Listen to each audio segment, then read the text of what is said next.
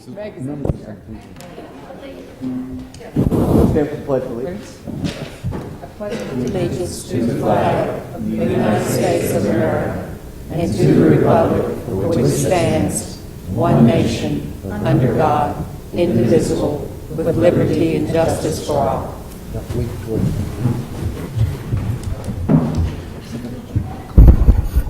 I want to welcome everyone tonight to the Asheville City Council meeting. It is snowing outside, so thank you to all the brave souls that made it here tonight.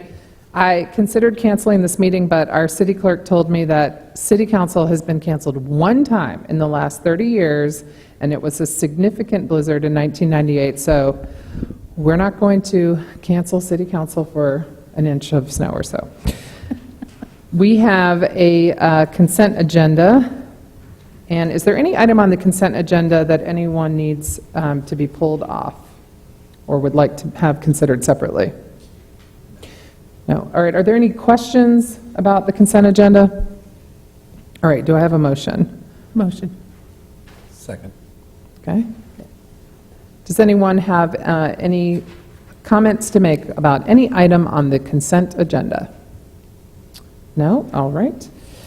All those in favor, please say aye. Aye. Any opposed? All right. We have passed the consent agenda, and I will just mention, because I forgot to, if anyone has their cell phone on, this would be a good time to mute it.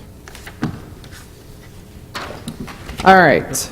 On the public hearings, the first matter, a public hearing to consider conditional zoning of the project located at 291 East Chestnut Street, located at 287 and 291 East Chestnut Street from RM16 Residential Multifamily High Density District to Urban Residential District conditional zoning, with a modification request to the setback and landscape buffer requirements to construct 16 multi-family dwelling units in 2 separate buildings in addition to the 4 existing units on site, otherwise known as the Chestnut Street project, has been withdrawn. Next item, item B, is a public hearing to consider amending Chapter 7 of the Code of Ordinance regarding changes to conditional zoning applications and conditional use permits to require that any approved ordinances be recorded with the Buncombe County Register of Deeds. Judy Daniel, already there. Thank you. Please. Mayor, Council, it's another one of these anticlimactic things because of the snow. A lot of people have been very interested in this, particularly neighborhood groups and people in the real estate industry. Staff has proposed this amendment that would have these CUPs and CZs be recorded, and we also, as a companion to it, for those going backwards, have created an Excel file that will allow anyone knowing the address, the zoning, the location, or the PIN number, we would have the conditions available in the office. So we look forward to this change, and we appreciate the opportunity to do this that will make life easier for people who are trying to find out what the conditions are on a property. I'll be happy to answer any questions. Are there any questions? Yeah. Judy, this is good news as both a neighborhood advocate and a real estate professional.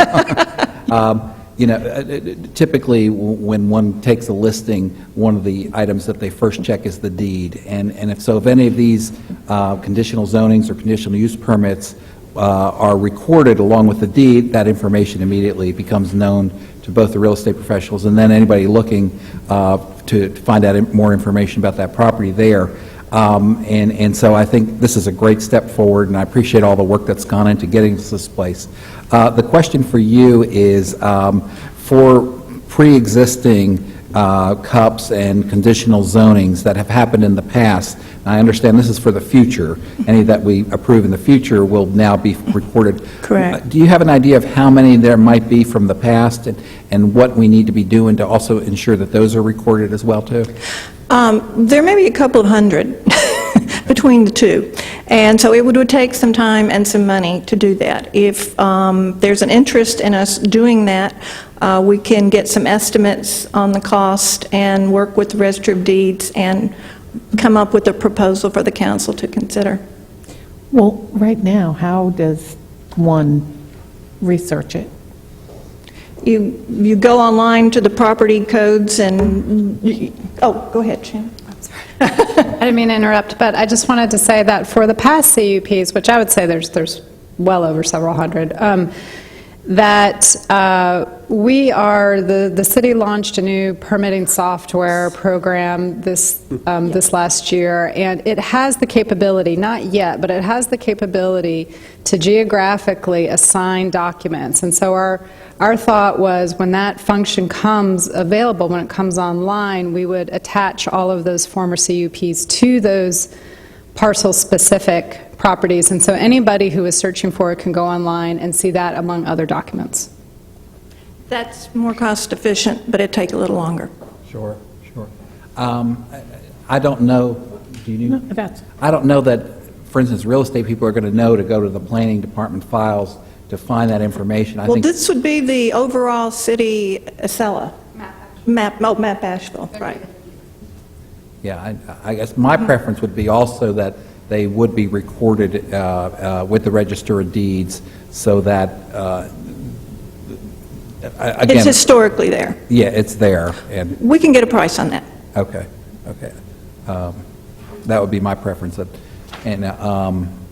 this is a great step forward here. Thank you. Are there any other questions or comments? And I did receive a message from the Coalition of Asheville Neighborhoods that they support this and are excited about it. I love anytime someone's excited about recording something at the Register of Deeds, because I can get excited about that. All right, do I have a motion? So moved. second. All right. Are there any comments on this motion? No. Okay. All those in favor, please say aye. Aye. Any opposed? All right.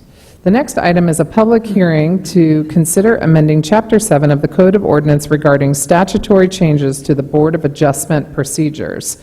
And I have Janice Ashley, who I bet is going to skid over here in 1 second. All right.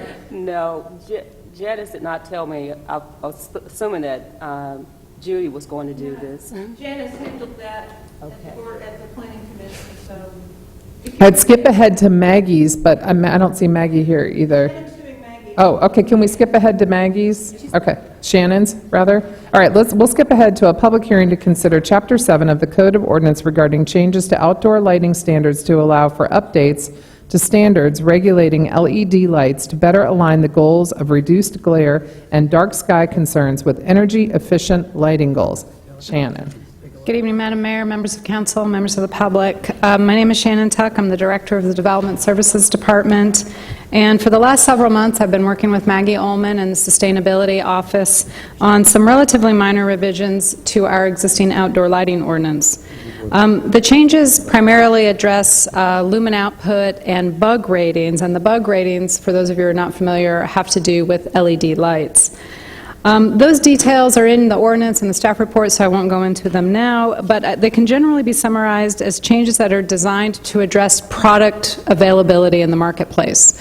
So in an effort to balance those environmental and those efficiency goals with availability, fiscal concerns, lighting safety concerns, we thought it appropriate to adjust those bug ratings in order to make it, or provide more options available to the development community. With that, I'd be happy to answer any specific questions that you may have, or you may open it up for public comment. Does anyone have any questions? My only question is, do you have a sense that the industry is moving so that we could reinstate the Stronger standards. stronger standards? And that was where the commission started, was like, let's go with a higher, stronger standard, expecting that eventually the marketplace will respond and we'll have more products available.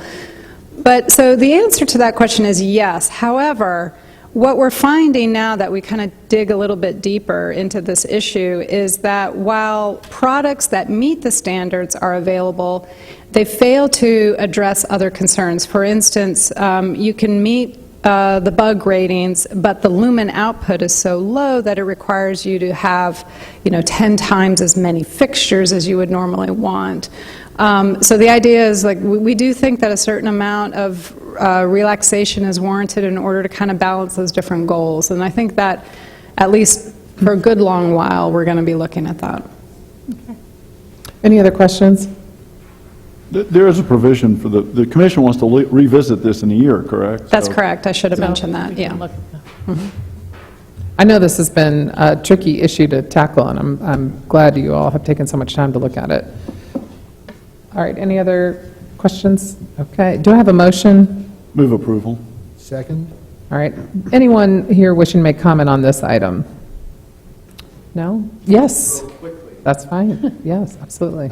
Very quickly, I just really want to commend, Name? this is Jason Walls, I'm District Manager with Duke Energy Progress, and I just really want to commend Ms. Tuck, Ms. Ullman, and Kirby as well in the Sustainability Office. They've worked really hard to be a champion for the city of Asheville, to make sure that the city continues on their leadership role when it comes to LED lighting across the city, but also recognizing the limitations of the market today, and we're happy to be a partner in that, and always looking at the evolving LED technology. So we just appreciate city staff's attention to this matter. Thank you. Anyone else wishing to make comment on this item? All right, all those in favor, please say aye. Aye. Any opposed? All right. Are we ready to go back to C, Judy, or I understand this to be a fairly technical piece anyway, to bring it into compliance with the new state law. All right, go ahead. And this is a public hearing to consider amending Chapter 7 of the Code of Ordinance regarding statutory changes to the Board of Adjustment procedures. And I'm happy to be here on behalf of Janice Ashley to present these changes, which, as the mayor said, do bring us into compliance with changes to state law, which we believe are good changes. These have not been changed since the 1920s. It does modernize the procedures. The changes mainly relate to the appeals processes and are somewhat technical. They relate to standards for granting variances, and they relate to standards regarding board decisions and voting requirements. One specific change with that is change to a majority vote on decisions of zoning and conditional use permits, where previously a 4 to 5 vote was required. So staff believes the changes are important to comply with state law. We believe that they will modernize the Board of Adjustment procedures, and they affect boards like the Planning Commission when they are acting in the role of the Board of Adjustment. We recommend approval, and this was recommended unanimously at the Planning and Zoning Commission. Thank you. Are there any questions? Okay. Do I have a motion? Move approval. Second? Okay. Is there anyone here wishing to make comment on this item? No? All right. All those in favor, please say aye. Aye. Any opposed? All right. We have dispensed with the public hearings. And we have, as our last item, appointments to make to SACI, and I'm going to turn it over to the Vice Mayor for this section. Mayor, at our last council meeting, we chose to interview 4 candidates for 2 positions that are unfilled or up for appointment on this committee. We conducted interviews today. I will ask Councilman Smith, to my right, to nominate. I was trying to be quick, man. This is an extraordinary crop of candidates that applied for SACI, and all of them would serve very well, but the 2 that I'm going to choose tonight are Ms. Fisher and Ms. Marcus. And for process, how about if we move this way and each express our preferences, and if we have candidates with at least 4 positive votes, they will be appointed. All right, thank you, Vice Mayor. I also would like to say that given the weather, I really do feel like we would have had all 4 candidates here, and I know Ms. Thornton and know that she's served very well on other boards and commissions, and would hope that she would be considered in future vacancies we have on SACI, and I would also vote for Mindy Fisher and Sonia Marcus. Thank you, Jan. I too will support Fisher and Marcus. Same. I will support Fisher and Marcus. I appreciate Ms. Garwood's application, and I hope that she will continue to apply for other boards and commissions, but tonight I'll be supporting Fisher and Marcus. Same. I agree with Chris. I hope Marianne comes forward next year. So Maggie, I think you got it. Each of those candidates, Minnie Fisher, Sonia Marcus, received 6 votes of support, and so it's unanimous on each. Thank you. All right, thank you. All right, at this point, we are to the point in our agenda where we entertain any public comment on any item that we haven't already covered on this agenda. Is there anyone here wishing to make public comment? Seeing none, we will move on. We cannot adjourn from this meeting because we have to recess, and Councilwoman Whistler will read the recess Mayor, motion. Wait, we have an announcement. I'd like to make a comment, not Yes. from the public, but from this seat. Tomorrow, Asheville will have a tremendous honor happen that affects this city, and it's the induction of Jack Ingram into the NASCAR Hall of Fame. It's a very, very small group of people that he will be joining there, and Jack has been he's a native of Asheville. He's been in this room before. We've recognized him, and the mayor has sent a proclamation to Charlotte for the induction, and we will have him on the agenda to be recognized here the 11th. And for those of you who know him, he's quite an individual. He's just a tough guy. In fact, his nickname in NASCAR racing is he's been called the Iron Man forever, and he earned that name. That was back when sex was safe and racing was dangerous. He's just a tough guy, and he spent a lot of hours, built cars and raced his own cars, and was very successful, and he's going to be recognized. And they did a thing on television on Fox Sports last Friday evening that had about a 5 or 10 minute segment about Jack, and it was mostly at Carrier Park, and that's where he gained fame or gained his knowledge of racing. And he had a lot to say about the park, and it's worth watching. I'm sure it will be on again, and it would be wonderful if we could get that segment to show a portion of it at the recognition. But great shots of the park, and Jack had lots to say about the community that he came from and his pride of being from Asheville. So it's going to be quite a thing. If you have the opportunity to watch it on television, it would be worth doing. I'm sure it will be televised tomorrow night. Okay, Maggie and I are making eyes at each other about trying to find that footage so we can show it. That would be great. That would be neat. That would be great. All right, and so moving too quickly, does anyone else have an announcement? Or okay. All right, we're ready. I move to recess the Tuesday, January 28, 2014 meeting of the Asheville City Council until Thursday, January 30th, 2014 at 10 a.m. in the council chamber located on the second floor of City Hall. At that time, it is anticipated that City Council will immediately go into closed session to consider the qualifications, competence, performance, character, fitness, conditions of appointment of an individual public officer or employee. The statutory authorization is contained in GS 143-318.11A6, and to prevent the disclosure of information that is confidential pursuant to GS 160A-168, the Personnel Privacy Act.